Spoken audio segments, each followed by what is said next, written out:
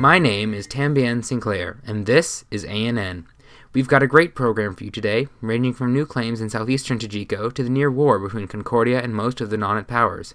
Fair warning, this one is kind of long due to all the developments, but we think it's worth it.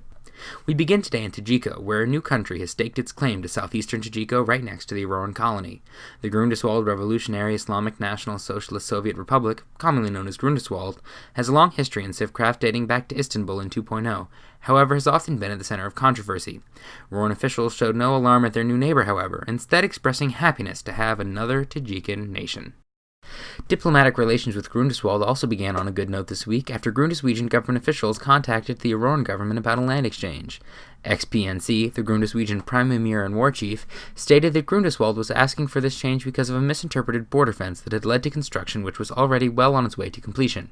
The Auroran government okayed the claim switch up, citing the fact that Auroran farmers had yet to develop the southernmost parts of the claims established by the Treaty of New Criopolis. Official new coordinates for the border are still being determined. We turn now to a story submitted by ANN's Concordian correspondent, Baconeer, for some more local Tajikan news. In Alexandria, the capital of Concordia, construction continues on the local marketplace known as Marketside. The government is hoping to replicate the successes of Shopside and Shardside back in 2.0 and Civtemp, respectively. Although some shops have already popped up, it's far from complete, and local sources claimed it looked ugly as shit. Thanks, Baconeer. In Auroran news this week, an expanded non-it claims map has caused controversy in the General Assembly due to the expansion of Nautilus's borders up to, and to a certain extent around, the corner of Auroran territory where Aquara sits.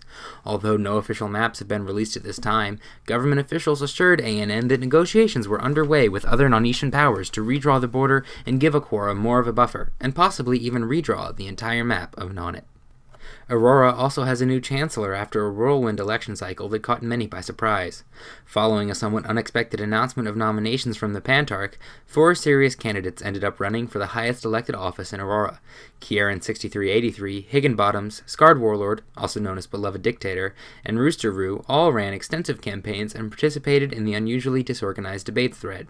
Kieran's platform consisted of 5 main points: keeping the peace and being neutral and respected without being world police, factory development, fair taxes on essence while still having enough for point 2, working with the various hat mafias to make use of their skills for both the private and public sectors, and encouraging smart urban development involving planned roads and wave scrapers. Higginbottoms, on the other hand, focused almost solely on the economy in his campaign, calling for the creation of a national treasury and a national corporation. Rooster Roo ran on a largely government non-interventionist and cat platform, while Scarred Warlord ran on a platform of establishing a strong economy as well, calling for an essence tax, a national corporation, and increased market development along with the establishment of a strong Auroran presence internationally. Leonet 10 also ran, however had no chance of winning, as he had not resided in Aurora since well before the start of 3.0.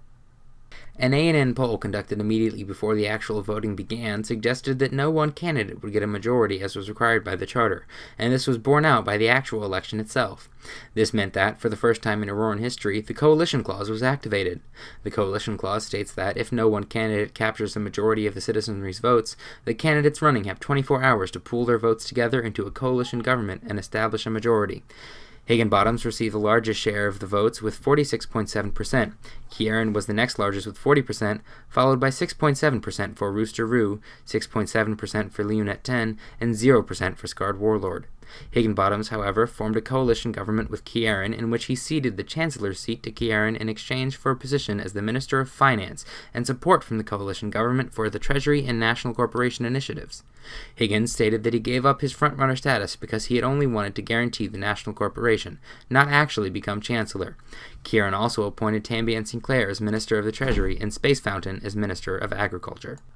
The Auroran Coal Standard also got an update this week, with the government admitting it had underestimated the amount of coal ore in and around Aquara. Based on the exchange rates that the markets were establishing, the government edited its official exchange guideline to 64 coal ore to every 1 diamond, calling the guideline ideal due to the ease of its division into appropriate sizes for all occasions.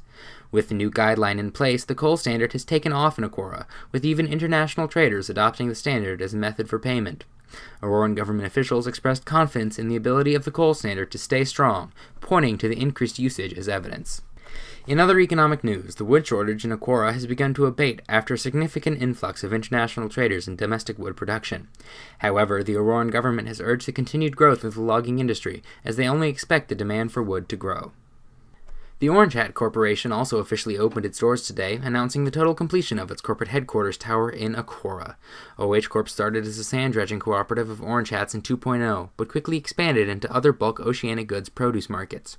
The Orange Hats have maintained that they plan to make OH Corp even more of a going concern in 3.0, and the opening of their tower represents only the first step in those plans.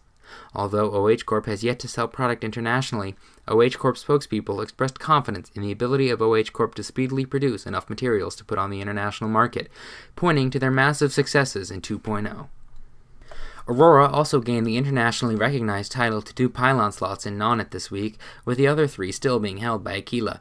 This comes after the unexpected collapse of the Void Imperium and the absorption of its remnant into the city-state of Celta, centered in the Rocco Steppe. The Void Imperium collapsed due to internal political turmoil, although ANN is unsure of the exact nature of this turmoil due to the surfacing of several stories and the secretive nature of the Void Imperium.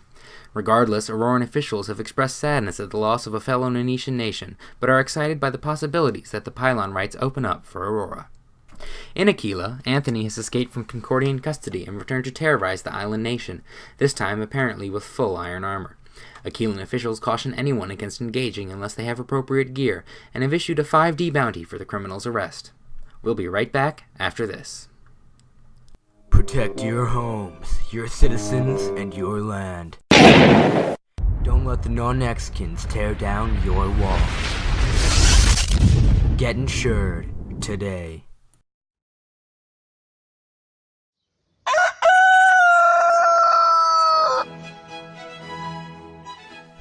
Good day, ladies and gentlemen. Is a man not entitled to the sweat of his own brow? That is the question posed. Kieran, who is now the new Chancellor, is proposing business regulations on corporations. Is this the end of all trade and a nail in Kieran's Aurora? Many a time he has been targeted with criticisms for his policies and regulations, but he has assured the fair country it won't ruin us. We remain sceptical. Beloved dictator in his speech recommended an iron tax. Now there's 2 issues with the phrase iron tax, one being that it's a tax, and the other being it contains iron.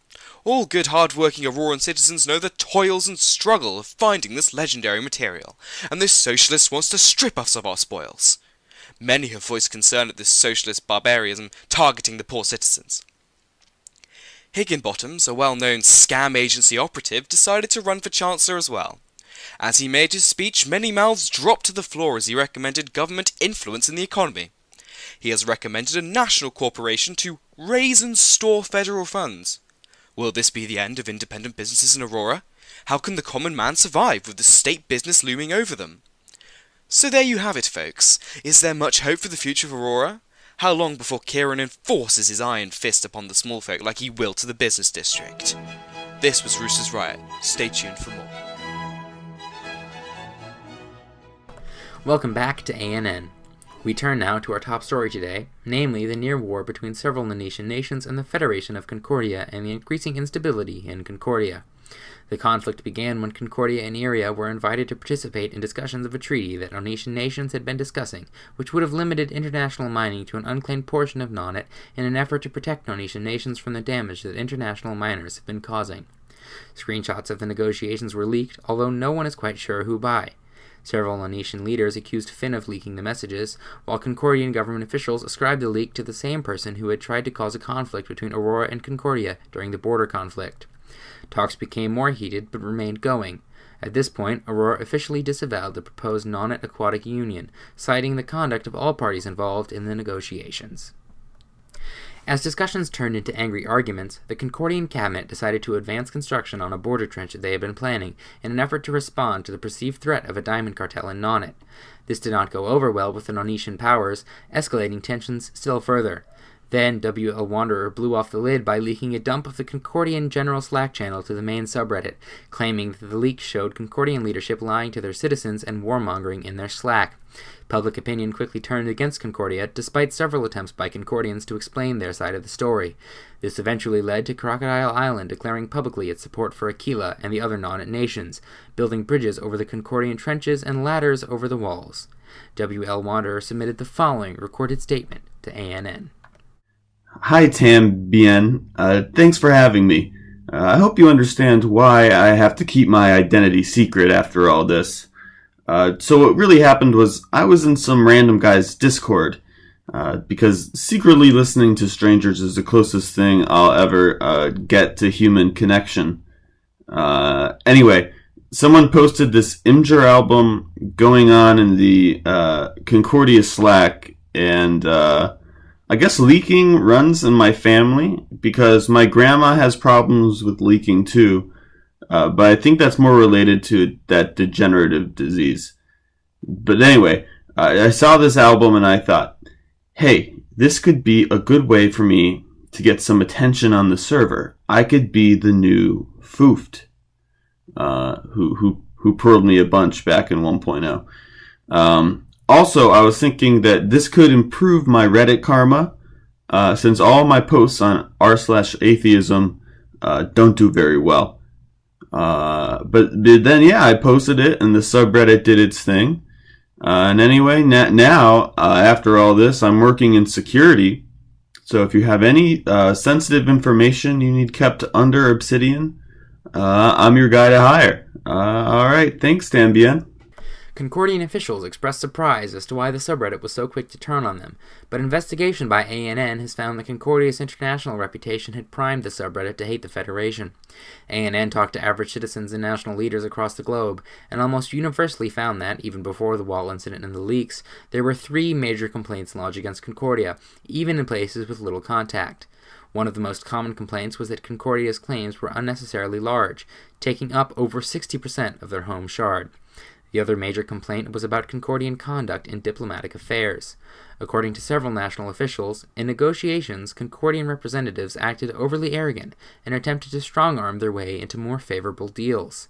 The third main complaint, present mostly locally, was that Concordian leaders often used their Personal Responsibility Act as a way to avoid talking to their citizens about their conduct internationally. Concordia's PRA states that citizens cannot expect the backing of the state if they commit crimes internationally. The public PR disaster of the leaks and the Concordian response led to concerns among Concordian citizens about the fitness of their leadership, with calls for the resignation of Prime Minister Finn 600. All of this has led the Prime Minister to officially resign today, ending her 8-day run on a sour note. In her official resignation post, Finn claims widespread corruption in the Concordian government, noting that valuables have been slowly disappearing from the Concordian vault, and finally revealing that all pearls formerly held in the Concordian vault have been released by persons unknown. Finn also claims a vast conspiracy in the Concordian federal government, saying in her final paragraph that, I realize that all my troubles with the spies, missing items, and vault are because of some deeper conspiracy, and all but outright accusing her former opponent, Fellowship 9, of attempting a coup. This has thrown Concordia into chaos, with witch hunts for conspirators and spies racking the Concordian private Slack, according to anonymous sources. However, the individual Concordian boroughs have remained largely unaffected by this federal turmoil, with several borough leaders expressing confidence in their ability to reform the federal government and keep Concordia a functioning state. For ANN, I'm Tambien Sinclair.